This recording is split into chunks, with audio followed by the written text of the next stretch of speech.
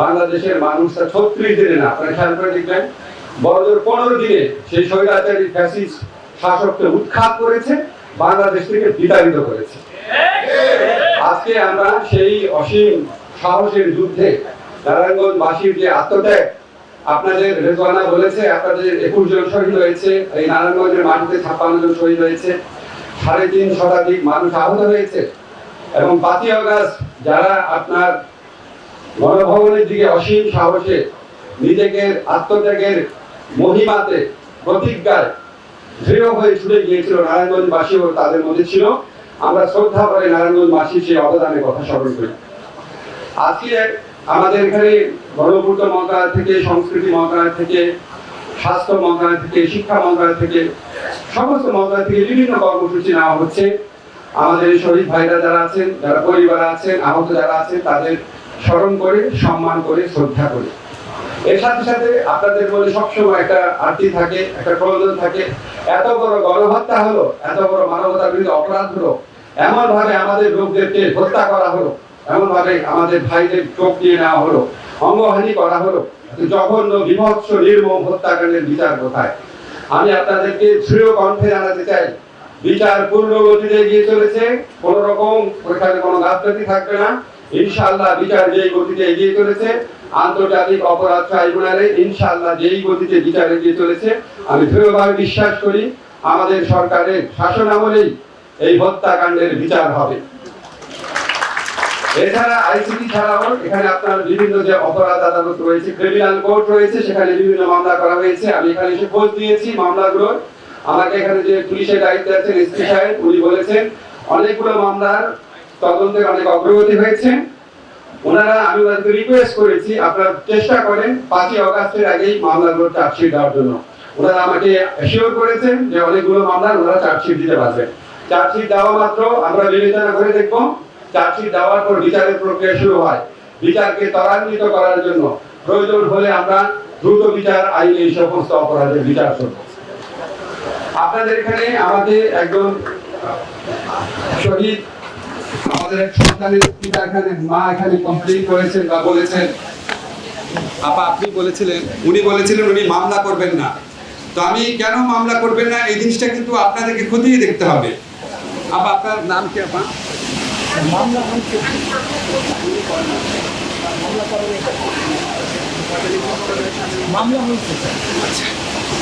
আচ্ছা, যাই হোক, এখানে মামলা করার ক্ষেত্রে যদি কোনো প্রতিবন্ধকতা থাকে, আমি আশা করব আমাদের এখানে যে পিপি অফিস আছে, ডিসি আছে, আপনারা একটা নজর রাখবেন। আর একটা অভিযোগ শুনেছি, এটা আমাকে খুবই পীড়িত করেছে। যারা মামলা করেছে, এরকম একজন আমাকে বলেছে মামলা করার কারণে স্থানীয়ভাবে তার বিরুদ্ধে অন্য পক্ষ অর্থাৎ পরাজিত ফ্যাসিস্ট পক্ষের থেকে বিভিন্ন মামলা করা হয়েছে তাদের লোকজনকে দিয়ে। উনি নিজে এলাকায় যেতে পারছেন না। আপনি কি আছেন এখানে? উনি আমাকে কাগজ দিয়েছেন, আমি এখানে ডিসি সাহেব আছেন, এখানে এসপি সাহেব আছেন, আপনাদের কাছে অনুরোধ করছি আপনারা এই সমস্ত ব্যাপারে খেয়াল রাখবেন। আমরা এর আগেও কমপ্লেইন শুনেছি, যারা জুলাই হত্যাকাণ্ডের জন্য অভিযোগ করেছে, মামলা করেছে, তাদের বিরুদ্ধে অন্যান্য পক্ষ বিভিন্ন শত্রুতামূলক মামলা দিয়ে তাদেরকে বিভিন্নভাবে হেনস্থা করার চেষ্টা করছে। আপনাদের তাদেরকে সর্বোচ্চ প্রোটেকশন দিবেন এটা আশা করি। আর একটা কথা বলে শেষ করি, জুলাইতে আমরা কেন বিজয়ী হয়েছিলাম? আমাদের যে স্যাক্রিফাইস ছিল, আমাদের আত্মত্যাগ, আমাদের বেদনা, আমাদের ক্ষোভ, আমাদের সাহস, সবকিছুর মধ্য দিয়ে আমরা একটা পরিবারে পরিণত হয়েছিলাম। এই ফ্যাসিস্টদেরকে বাদ দিয়ে বাংলাদেশের সমস্ত মানুষ একটা পরিবারে পরিণত হয়েছিলাম।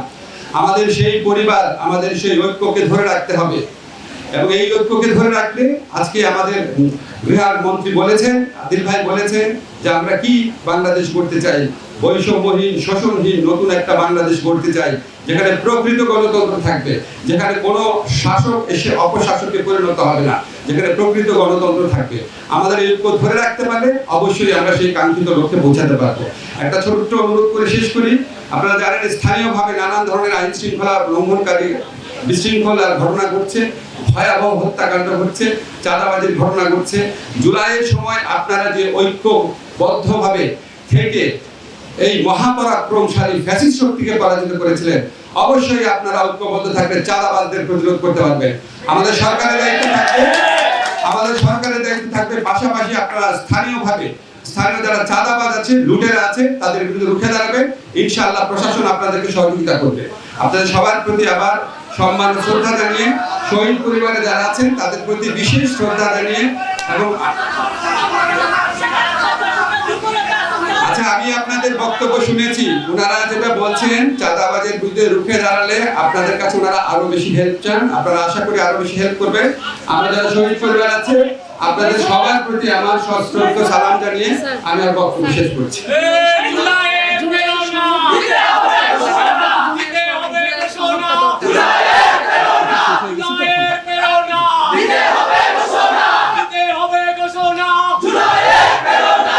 মাননীয় উপদেষ্টা মহোদয়কে অনেক অনেক ধন্যবাদ।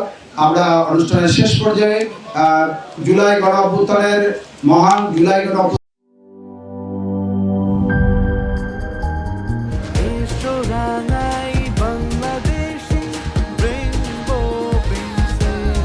রেইনবো পেইন্টস, ছড়াও জীবনের রং।